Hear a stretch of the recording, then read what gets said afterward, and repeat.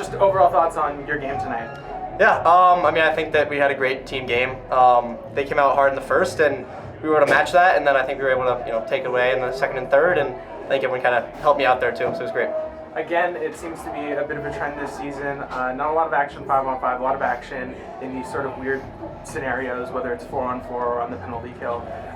What do you attribute your success during these sort of odd man situations to? Yeah, I would say my trust in my D and my back checkers. I think 2-on-1s, my D helped me a lot, and they trust me with the shot, and I'm able to trust them with the pass, and I think that kind of allows both of us to succeed pretty well on that. And when we're shorthanded, I think our PK's done a great job. Started off a little rough at the beginning of the year, but I think we've really picked it up, and it's been great to see everyone buy into that. Yeah, I'm not too sure if you've heard, but just a couple days ago, you were named among the media poll as the league's top goaltender. What does it mean to have that accomplishment? I didn't know that. That's pretty cool to hear. But definitely don't want to get ahead of myself. Still a lot of time to go, and also just my biggest goal is to win with my team, and not get too caught up in stuff like that, and just don't get satisfied. But I think my team's helped me out a lot, and that's why I'm where I am. And on top of that, of course, you were also a prospect for the NHL draft. You got named to the Team OHL for the Top Prospects game. What does that mean for you to get that nomination? And it's awesome. I came into the year as a free agent. Obviously, not many people really knew who I was, especially up in Canada. And I just want to come in here and make a name for myself. And I think having all the support here, and that's helped me succeed a ton. And having Coach Mercer work with me every day, and even having Jaden Ellis as my goalie partner, he's been there for me. He's helped me through a lot. Been very supportive. He played a year before me, and so he's kind of been everywhere that I'm going to be, and just help me with pressure and everything, and coming into the league in the first year. Anyways, two more questions. Just again, of course, ending 2025 off with a bang. 8-game win streak, top of the league. What does it mean to have that sort of step going into the new year? Yeah, it's huge. Obviously a lot of momentum, and I think we had a great first half. But I think something special about our team is we're never satisfied, and we just want to keep winning. We want to keep that number one going into the rest of the year, and especially playoffs.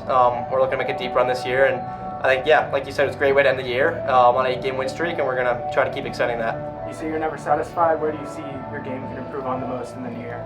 I would say, seeing through traffic and rebound control. I feel like it can never be good enough, and I think I'm just going to keep spending more time on that, and perfecting all the little parts of my game, and then elevating the parts of the game that I think can be a lot better. Kind of not being satisfied. Obviously, I had a pretty good start to the year. I don't want to, fall down there. So. Thank you very much. All right, big game for you and your team. Can you just talk about your performance first? Yeah, I think I was gelling well with my line mates. I think going in any night, it doesn't matter who I'm playing with. I think we just work hard, and tonight obviously felt good to get that one, and hope the boys get the dub. Now, a big part of your game is, of course, your physicality. You showed that off in the first period with 3 big hits in your first shift. Later on in the game, same thing, really aggressive on the forecheck. How do you feel that you've helped this team succeed, especially over the last few weeks? I think, any chance I get, my mindset is just make the most of it. So every shift, I want to give it 110%, and like you said, off that first shift, just set the tone for the game. Yeah, and of course the team has been on a roll as of late, 8 straight going into 2026, first in the league. What does it mean to come in with that into the new year? I don't think we look that far into it. Every game was just a reset. We just go back to work. We're happy with being in the position that we are, but we're going to be humble about it and not let off at all, because we want to keep that first position and keep it rolling into the new year. And you've been a piece of the penalty kill, which maybe had a rougher start to the start of the season, but at least as of late has been succeeding, very successful this game. What do you attribute the success of the penalty kill over the last couple of weeks? Yeah, I think we changed our system up. A bunch of games back now, but it's kind of been rolling ever since. So we just keep fine tuning it. It's just the small details, and just keep working on it in practice, and it's going well so far. Yeah, perfect. All right, so just overall thoughts on the game today. I thought overall we did a lot of good things. Our structure was real good. Our compete level was real good. Defensively, I think we did a lot of good things within our structure. So overall, for 60 minutes, I thought pretty pleased with it. And of course, going into the new year on an 8-game win streak, that has to be big, right? It is. You know what? But within our group, we don't think about our win streak. I didn't even know it was 8 games, to be honest with you. So we just can go out there, continue to go every game. One at a time and see what happens from there. So for us, it's next game mentality. Don't worry about the streak. Now, of course, the penalty kill has been sort of a sticking point throughout most of the season. It's been pretty rough at the beginning of the season, but now it's starting to find its ground. What do you attribute that success to? I think it's just some of the details now. Some early in the year, some of our details weren't sharp. Weren't getting as lucky sometimes. We're getting unlucky. Pucks weren't getting out. But I think over the last, I'd say 15 games or so, we're probably over 80-some%. So our PK's coming is doing a real good job, and I know they take a lot of pride in it. So it's good to finally get some rewards for it. And in terms of just the year as a whole, starting out in 2025, the 67s came in with, I believe, a 9-game losing streak, missing the playoffs. Now, of course, first in the league, 8-game winning streak. What do you attribute the sort of turnaround of the team over the past calendar year to? I think it's a combination of our leadership group.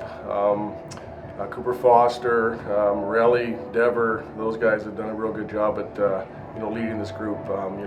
As a coaching staff, you can only do so much. You can kind of pave the road, but it's what's happened in the locker room. Those leadership group at taking charge, they've done an outstanding job. And our young guys and guys that come in have been pushing the pace and bringing that energy. So it's been a lot of fun so far this year for us, and a lot of credit to our leadership. It really goes to them.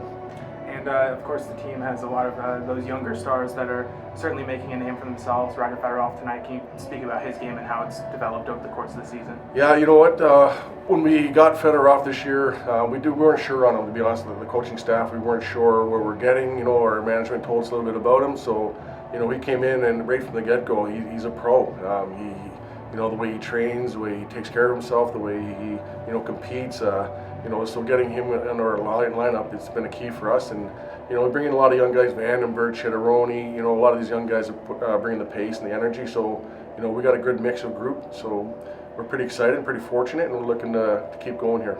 And another big factor of the Ottawa 67s group is the fact that the team boasts a lot of depth, sort of quality up and down the lineup. Zach Hubin tonight, of course, getting a goal, but also bringing that physical presence. Can you talk about sort of the depth and what that's been like to have the team? I think when you get good teams, it's tough to get everyone to buy into the roles. For us, we have 4 lines that we can roll any single night, and they all embrace their roles. The PK, power play, 4th line checking line, 3rd line checking line, they all embrace their roles. And if someone's not going on the first line, it's easy to rotate someone up into our lineup. That's the advantage of having the depth. But as far as Hubin is concerned, he's been today. I think it was one of his best games I've seen him play. And he's one of those players that has embraced his role. He goes out there, he's physical, and I was happy to see him get that goal. So he works hard for it, and he's rewarded. So.